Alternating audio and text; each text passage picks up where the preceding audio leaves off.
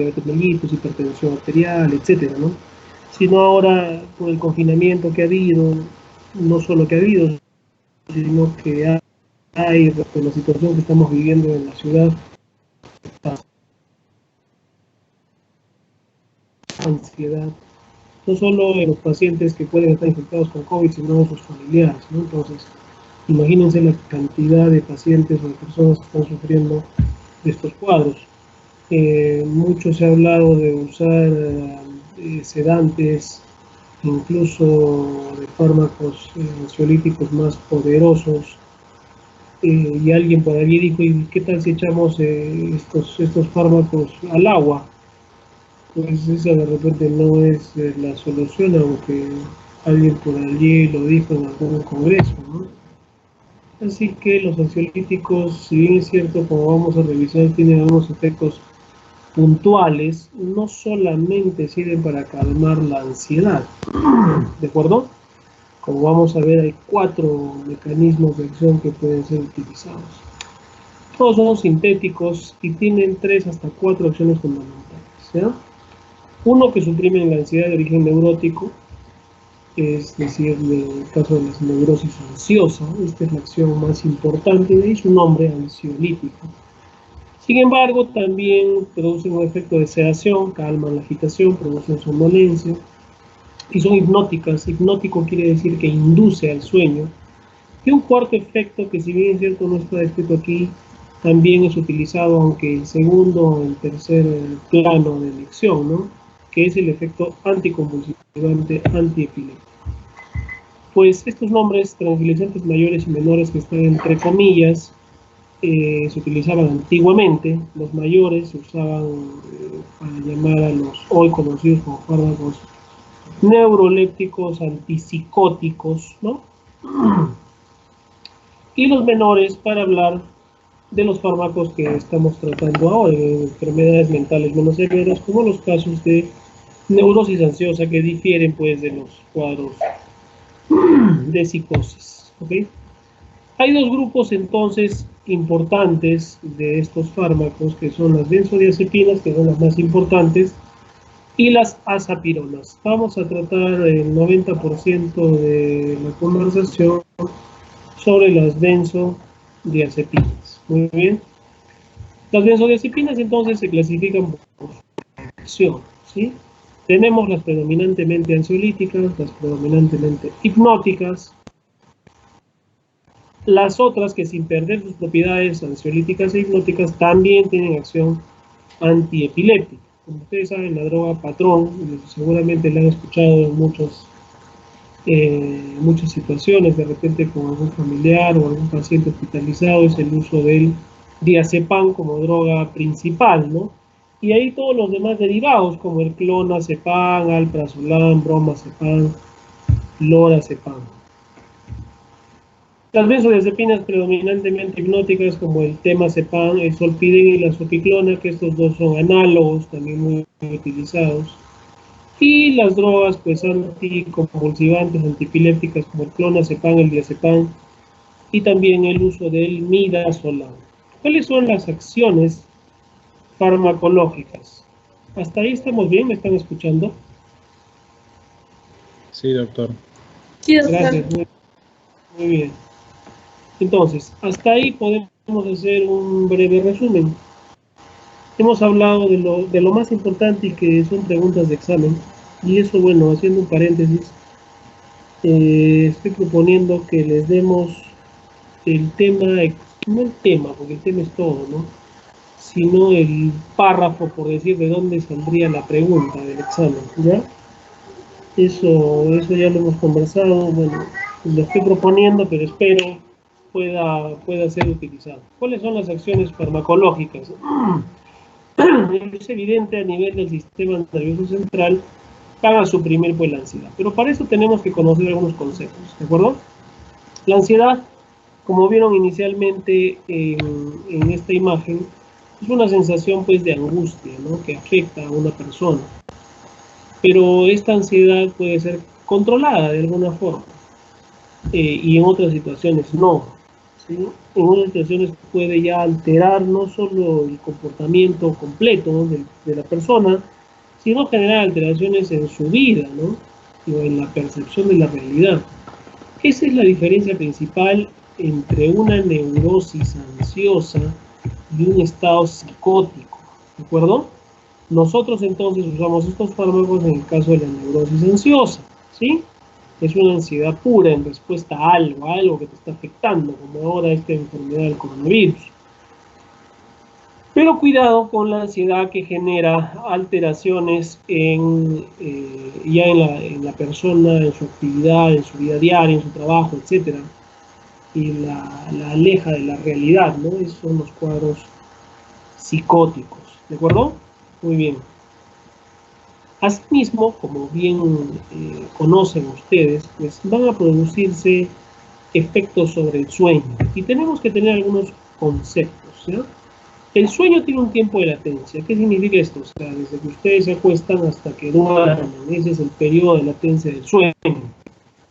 Y este sueño tiene ciclos, que son sucesiones del REM, que son movimientos rápidos populares, ¿no?, con los no REM. Los REM suelen ser de corta duración, 5 minutos, pueden detectarse en el electroencefalograma y aquí ocurren los ensueños, ¿no? Luego viene el no REM, que es el sueño más, tiene fases, fíjense, 4 fases, 1, 2, 3, 4. La fase 2 es la más duradera, la fase 4 es el sueño profundo, donde se producen los trastornos del sueño, como la enuresis nocturna o el sonambulismo, ¿de acuerdo? Todo el sueño no REM dura aproximadamente 60 a 90 minutos en promedio, ¿no? Puede variar. Por lo tanto, un ciclo de sueño puede durar entre 1 hora, hora y media, 2 horas, dependiendo lógicamente de cada persona, ¿no? Es así que una noche entre 6 a 8 horas de dormir tenemos hasta 5 o 6 ciclos de sueños, ¿no? Y esto tiene que ver con la presencia del REM o no REM durante esas horas del dormir. Entonces, si conocemos las fases o las características del sueño, podemos entender este segundo efecto de estos fármacos. Ya vimos uno que es la ansiolítica, ¿no?, en la neurosis ansiosa. Pero vamos a entender ahora qué es el efecto hipnótico. El efecto hipnótico se refiere a que se puede inducir y mantener un estado de sueño parecido al sueño fisiológico, ¿de acuerdo? Entonces acorta el periodo de latencia del sueño, ¿sí? ¿Cuál? Acorta la fase de sueño REM principalmente, por eso es útil en las pesadillas. Inclusive puede suprimir la fase 4 del sueño no REM, o sea, podría mejorar el sonambulismo como los efectos de la enuresis nocturna en esta fase 4, donde se producen trastornos del sueño. Alargan la fase 2 del sueño no REM, ¿se acuerdan? Que era incluso la más duradera, ¿no? Se alarga el tiempo total del sueño, por lo tanto. Es así que disminuye el número de despertares nocturnos, de tal forma que el paciente puede tener un sueño más reparador.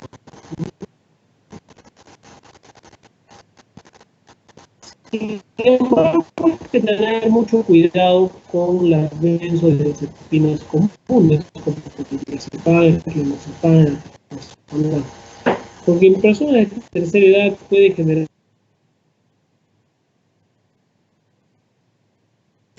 Doctor, se le ha cortado el Entonces, audio. pues generando este efecto farmacológico y de repente teniendo un acúmulo en el organismo y generando estados de sedación más profundos o prolongados. ¿Sí? ¿Me dijeron algo? Se estaba entrecortando el audio, doctor, justo en la A ver, parte ¿me que dijo del escuchan? problema de darle estos medicamentos a las personas mayores de 60.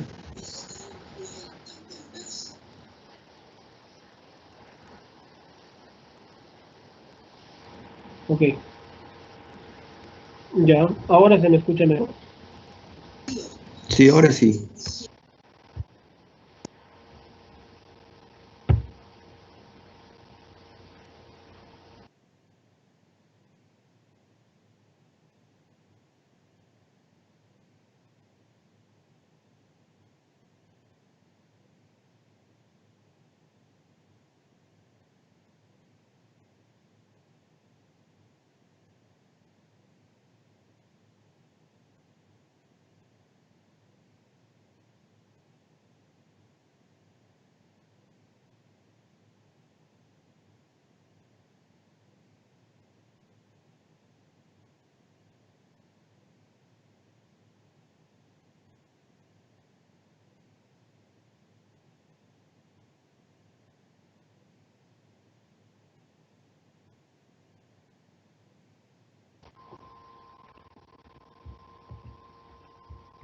Ok, entonces creo que ahora está mejor. Sí, doctor, ahora sí. Ya. Entonces, les decía que en una persona de tercera edad puede producirse tolerancia y acúmulo del fármaco, lo cual pues va a generar problemas en ese paciente. No es así que preferimos usar fármacos como el temazepam, triazolam, solpidem, sopiclona, que duran 6 horas exacto y el paciente puede tener un sueño reparador con ausencia del efecto posterior a esas 6 horas, ¿no? Entonces, hemos visto que podemos tener un efecto ansiolítico y podemos tener un efecto hipnótico. Ambos efectos creo que están claros, ¿no? El efecto ansiolítico, calmar la ansiedad, estados de neurosis ansiosa, diferenciarla de los cuadros psicóticos, y los cuadros hipnóticos, o el efecto hipnótico, mejor dicho, de inducción del sueño. Muy bien. Pero hay un tercer mecanismo o efecto que es el relajante muscular. Puede generar, puede generar relajación de los músculos, pero no a nivel de la unión neuromuscular, sino en el sistema nervioso central, en las interneuronas, ¿no? Haciendo que el tono muscular que viene del asta anterior medular disminuya. Esto no es muy intenso, no es severo este efecto a nivel de los músculos, pero asociado al efecto ansiolítico, hipnótico anterior, pues eh, conviene en el paciente porque va a contribuir a la relajación del mismo, ¿sí? No se usa directamente como un efecto de relajante muscular principalmente, porque tenemos otros relajantes como la orfenadrina, por ejemplo, ¿no? O el piridinol, que tienen efectos relajantes puros, musculares. Pero imagínense un paciente que está con estados de ansiedad o que no puede dormir, genera tensión muscular.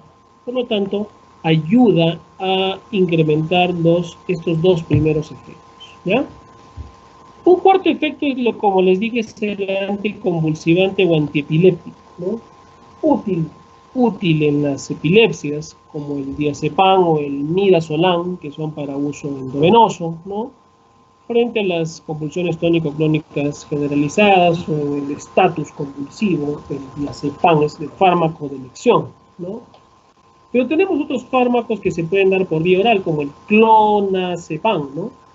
Que tiene uso en realidad en la mayoría de cuadros convulsivos, pero como fármaco de segunda línea, ¿sí? Entonces hemos podido ver un uso ansiolítico, un uso hipnótico, un uso de relajante muscular, digamos que es un adyuvante a los dos primeros efectos, y finalmente un efecto antiepiléptico, ¿de acuerdo? ¿Cuál es el mecanismo de acción? Creo que ustedes ya lo pueden estar pensando y darse cuenta de lo que sucede, ¿no? Para la acción ansiolítica, el sitio de acción es el sistema límbico, ¿sí? Para la acción hipnótica es la formación reticular, la deprime directamente, ¿de acuerdo? Para la acción relajante muscular, ya lo dijimos, a nivel de las interneuronas de la médula espinal, y para la acción antiepiléptica varía dependiendo de la ubicación del foco epileptógeno, ¿no? Si está en el mesencéfalo o corteza cerebral, pero no actúa directamente allí, sino impide la extensión de los impulsos eléctricos de esos focos epileptógenos, ¿no? Entonces tenemos 4 lugares de acción. Pero hay un mecanismo bioquímico, ¿sí? ¿Qué hacen? Potencian al GABA. Y aquí ustedes deben recordar los neurotransmisores inhibitorios y los excitatorios. ¿Cuáles eran los excitatorios? Dopamina, histamina, serotonina, ¿no? Pero en cambio los inhibitorios solo son 2, que son el GABA y la glicina, ¿de acuerdo? Entonces, los ansiolíticos potencian este GABA.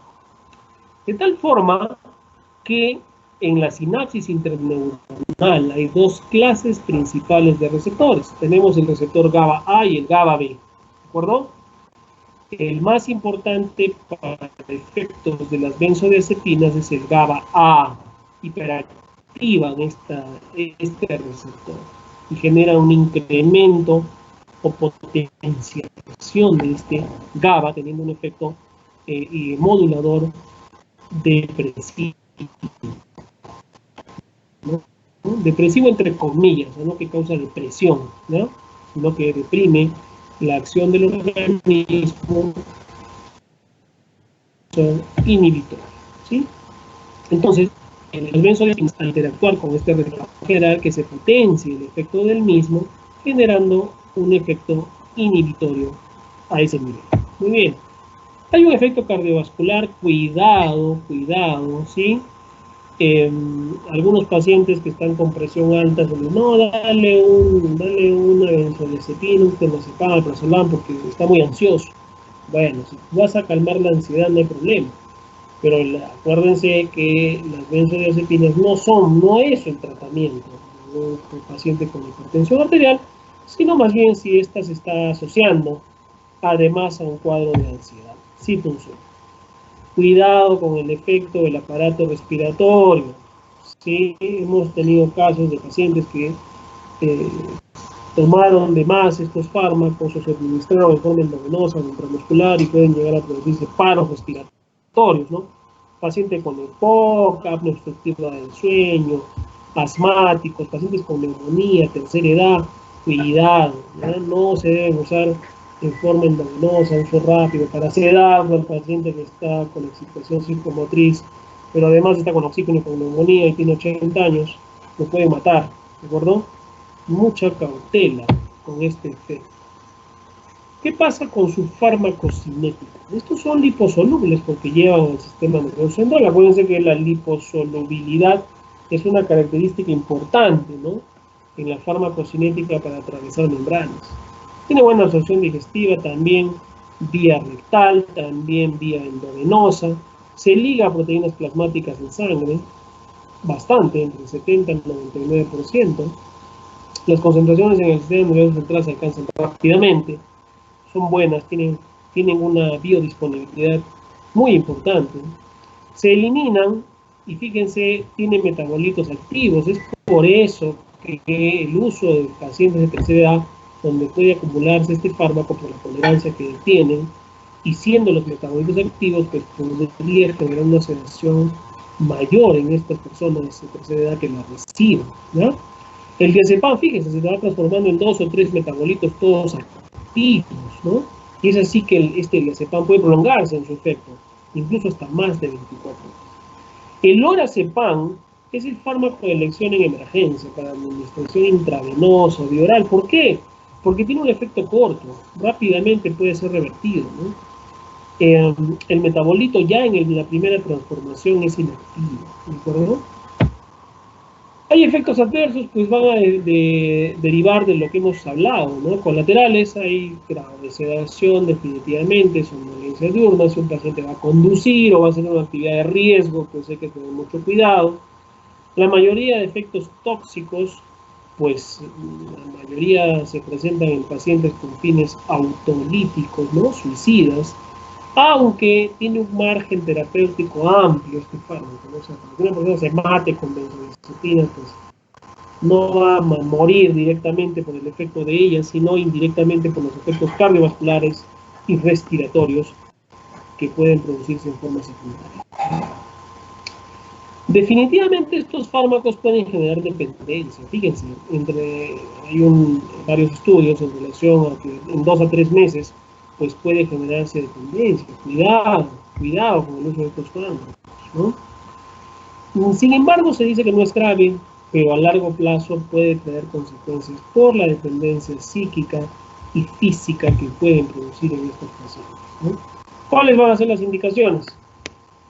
Las hemos dicho, y viene de los 4 efectos: ansiolíticos, hipnóticos, relajantes, espasmos musculares, antiepilépticos, ¿no? Cuidado en la gestante, va a atravesar la placenta, puede llegar al niño, puede tener consecuencias graves, y definitivamente puede ser miastenia graves, ¿no? No hay que usarlo de ninguna manera. Hay otro grupo, el segundo grupo, porque les dije que el 90% más de este grupo de fármacos son las benzodiazepinas, pero el otro son las azapirodecanodionas o azapironas, ¿no? La buspirona, que tiene un efecto netamente ansiolítico, pero cada vez menos utilizado, ¿no? Casi no se encuentra en el mercado. Definitivamente es un fármaco que tuvo su época, pero ahora ha sido superado con los nuevos fármacos ansiolíticos que existen, ¿no? Ya no la utilizamos, pero deben recordarla a la busvirona. Muy bien, entonces nosotros, si hacemos un resumen de lo que hemos hablado, todo va en relación a que estos fármacos son sintéticos, que estos fármacos tienen 4 efectos: ansiolíticos, hipnóticos, relajantes musculares y antiepilépticos, ¿sí? Deben saber cuál es su mecanismo de acción, de potenciación sobre el receptor GABA-A y potencia el efecto del GABA, que es un neurotransmisor inhibitorio, ¿sí? ¿Cuáles son sus indicaciones que derivan justamente de esos efectos? Lo que hemos dicho, los 4 efectos van a ser. ¿Cuáles son sus efectos adversos? ¿Cuáles son sus contraindicaciones? Principalmente gestantes y pacientes con miastenia graves, ¿no? Su farmacocinética sencilla, bioral, transrectal, hay fármaco de presentación sublingual, endovenoso, intramuscular. Pueden generar dependencia, tanto física como psíquica, y un estado farmacológico que se llama tolerancia, principalmente en pacientes de tercera edad, donde ya no es un fármaco tan seguro, sino que puede generar problemas a corto y mediano plazo. Muy bien. Muy bien, chicos, con esto, este es el tema sobre este grupo de fármacos. Como ven, no es nada complicado. Espero que lo tengan claro. Si tienen alguna pregunta, los puedo escuchar.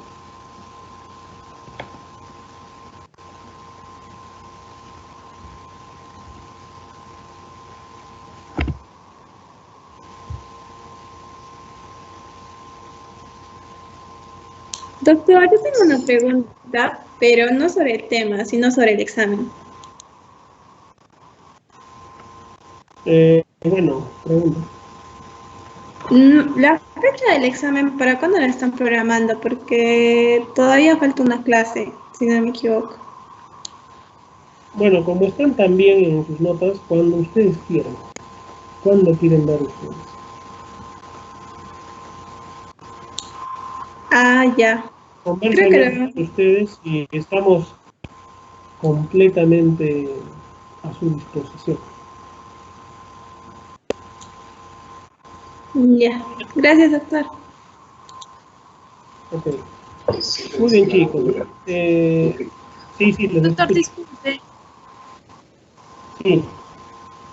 Doctor, no sé si será buena mi sugerencia, pero no sé si no podría poner el tema en el examen para relacionar, porque como sabemos, Sí, claro, así es. en el examen de segunda fase, bueno, en mi caso me tocó 3 preguntas para relacionar y ahí se nos va mucho el tiempo y pues a otros chicos no les toca, entonces estamos ahí con un poquito de desventaja. Entonces, que no sea preguntas para relacionar, doctor, por favor. Sí, pero tú estás en tu casa, puedes estar con 10 libros, 3 computadoras, tu celular. Sí, doctor, lo O que sea, es pasa un es que examen también con es un el libro tiempo. abierto, ¿no? Es un examen con libro abierto.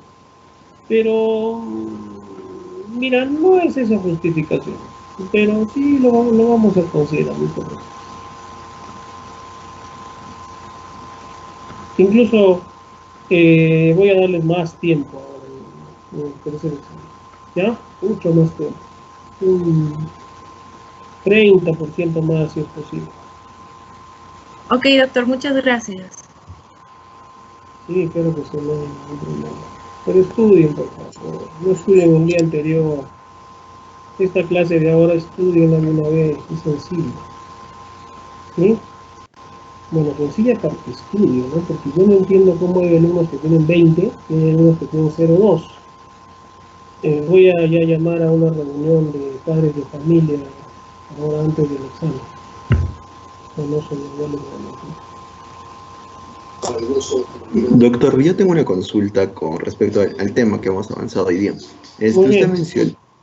Usted mencionó lo de los efectos adversos de las benzodiazepinas por O sea, solo me generan ese tipo de efectos adversos con respecto al sistema respiratorio en la vía de administración intramuscular e intravenosa, o por la vía oral me pueden generar también los mismos efectos. Es menos probable, ¿no? Pero mucho debe depender de la dosis. Es decir, si una persona ingiere por vía oral 10 miligramos de diazepam, probablemente no pase nada, pero si ingiere 100 miligramos de diazepam, es probable que parezcan efectos depresores tan severos que puede deprimir el aparato respiratorio y cardiovascular y hacer que la persona colapse, ¿no? Entonces, si bien es cierto, lo más común es por la vía intramuscular y más aún en el intravenoso, la vía oral también puede ser peligrosa, ¿no? Dependiendo de la dosis. La mayoría de pacientes que atendíamos con problemas de suicidios eran por ingesta vía oral, ¿no? De fármacos. Y bueno, no les voy a preguntar eso, pero deben saber desde ahora, ¿no? El curso no es terapéutico, pero hay un fármaco que es el antídoto de los benzodiazepinas, ¿no? Que es el flumazenil, con Z, flumazenil, que son ampollas de 0.5 miligramos. Lo que hacen es bloquear pues el efecto de la benzodiazepinas del receptor GABA. Es un efecto a nivel competitivo, ¿ya? De tal forma que lo utilizamos en pacientes que tienen trastornos suicidas, o incluso algunos que de repente se pasó la dosis de la hospitalización y puede revertir el efecto de las mismas, ¿no? Gracias, doctor. De nada.